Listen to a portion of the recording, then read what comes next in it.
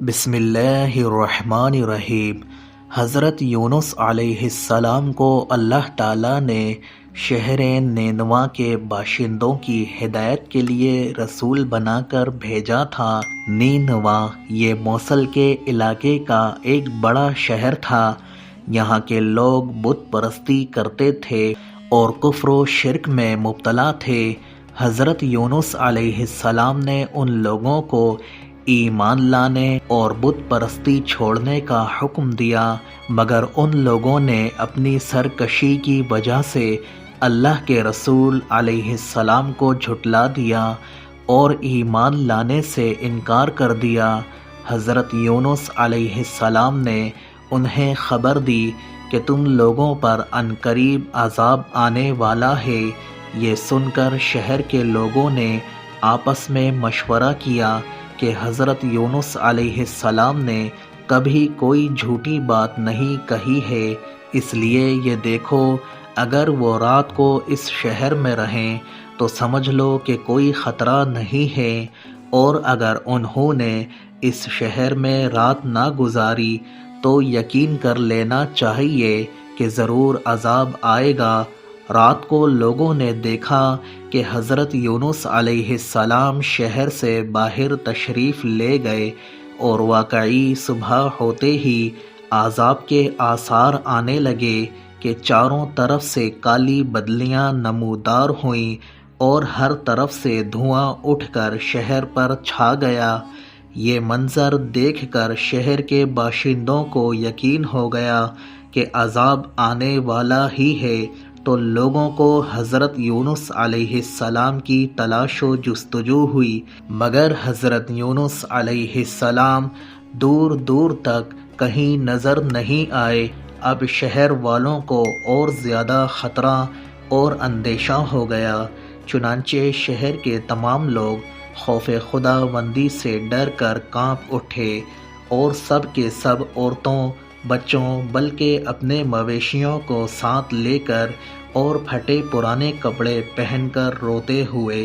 جنگل میں نکل گئے، اور رو رو کر صدقے دل سے حضرت یونس علیہ السلام پر ایمان لانے کا اقرار و اعلان کرنے لگے۔ شوہر بیوی سے اور مائیں بچوں سے الگ ہو کر سب کے سب استغفار میں مشغول ہو گئے، اور دربار باری تعالیٰ میں گڑ گڑا کر گریہ و زاری کرنے لگے۔ جو مظالم آپس میں ہوئے تھے ایک دوسرے سے معاف کرانے لگے، اور جتنی حق تلفیاں ہوئی تھیں سب کی آپس میں معافی تلافی کرنے لگے۔ غرض سچی توبہ کر کے اللہ تعالیٰ سے یہ عہد کر لیا کہ حضرت یونس علیہ السلام جو کچھ خدا کا پیغام لائے ہیں ہم اس پر صدقے دل سے ایمان لائے۔ اللہ تعالیٰ کو شہر والوں کی بے قراری اور مخلصانہ گریہ و زاری پر رحم آ گیا اور عذاب اٹھا لیا گیا۔ ناگہاں دھواں اور عذاب کی بدلیاں رفع ہو گئیں، اور تمام لوگ پھر شہر میں آ کر امن و چین کے ساتھ رہنے لگے۔ اس واقعے کو ذکر کرتے ہوئے خداوند قدوس نے قرآن مجید میں ارشاد فرمایا ہے، تو ہوئی نہ ہوتی کوئی بستی کہ ایمان لاتی تو اس کا ایمان کام آتا۔ ہاں یونس علیہ السلام کی قوم جب ایمان لائے ہم نے ان سے رسوائی کا عذاب دنیا کی زندگی میں ہٹا دیا اور ایک وقت تک انہیں برتنے دیا۔ مطلب یہ ہے کہ جب کسی قوم پر عذاب آ جاتا ہے تو عذاب آ جانے کے بعد ایمان لانا مفید نہیں ہوتا، مگر حضرت یونس علیہ السلام کی قوم پر عذاب کی بدلیاں آ جانے کے بعد بھی جب وہ لوگ ایمان لائے تو ان سے عذاب اٹھا لیا گیا۔ طبرانی شریف کی روایت ہے کہ شہر نینوا پر جب عذاب کے آثار ظاہر ہونے لگے اور حضرت یونس علیہ السلام باوجود تلاش و جستجو کے لوگوں کو نہیں ملے تو شہر والے گھبرا کر اپنے ایک عالم کے پاس گئے جو صاحب ایمان اور شیخ وقت تھے، ان سے فریاد کرنے لگے۔ بہرحال عذاب ٹل جانے کے بعد حضرت یونس علیہ السلام شہر کے قریب آئے تو آپ علیہ السلام نے شہر میں عذاب کا کوئی اثر نہیں دیکھا۔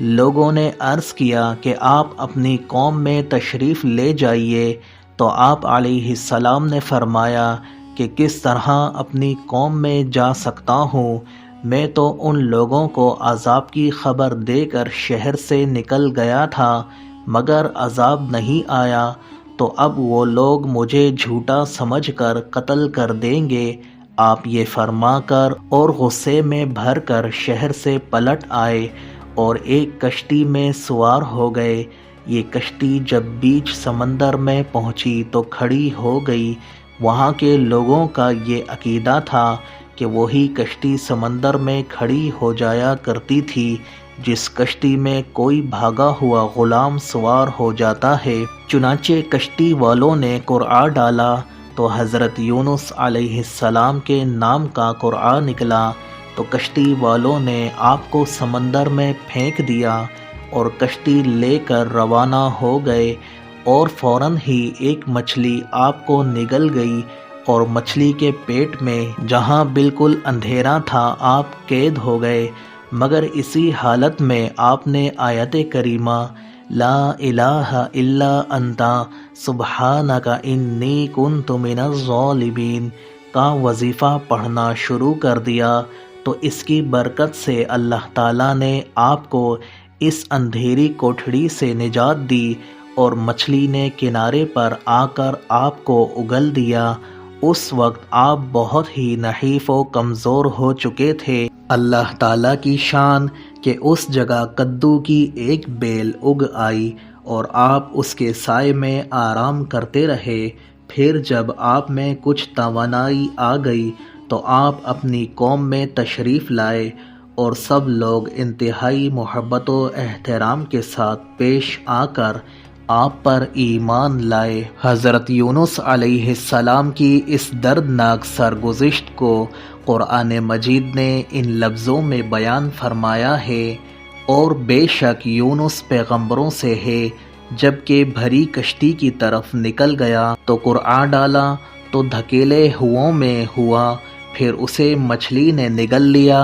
اور وہ اپنے آپ کو ملامت کرتا تھا، تو اگر وہ تسبیح کرنے والا نہ ہوتا ضرور اس کے پیٹ میں رہتا جس دن تک لوگ اٹھائے جائیں گے۔ پھر ہم نے اسے میدان پر ڈال دیا اور وہ بیمار تھا،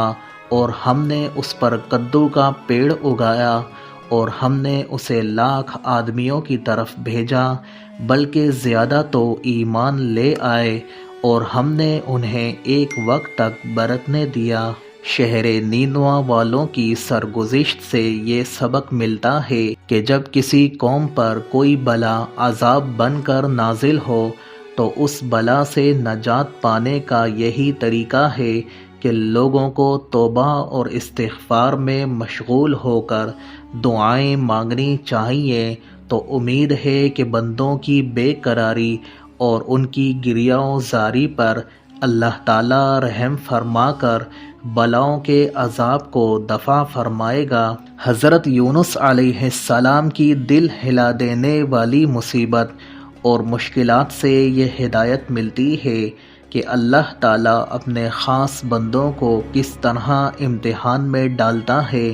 لیکن جب بندے امتحان میں پڑھ کر صبر و استقامت کا دامن نہیں چھوڑتے اور عین بلاؤں کے طوفان میں بھی خدا کی یاد سے غافل نہیں ہوتے، تو اللہ تعالیٰ اپنے بندوں کی نجات کا غیب سے ایسا انتظام فرما دیتا ہے کہ کوئی اس کو سوچ بھی نہیں سکتا۔ غور کیجئے کہ حضرت یونس علیہ السلام کو جب کشتی والوں نے سمندر میں پھینک دیا تو ان کی زندگی اور سلامتی کا کون سا ذریعہ باقی رہ گیا تھا؟ پھر انہیں مچھلی نے نگل لیا تو اب بھلا ان کی حیات کا کون سا سہارا رہ گیا تھا؟ مگر اسی حالت میں آپ نے جب یہ آیت کریمہ کا وظیفہ پڑھا تو اللہ تعالیٰ نے انہیں مچھلی کے پیٹ میں بھی زندہ اور سلامت رکھا، اور مچھلی کے پیٹ سے انہیں ایک میدان میں پہنچا دیا،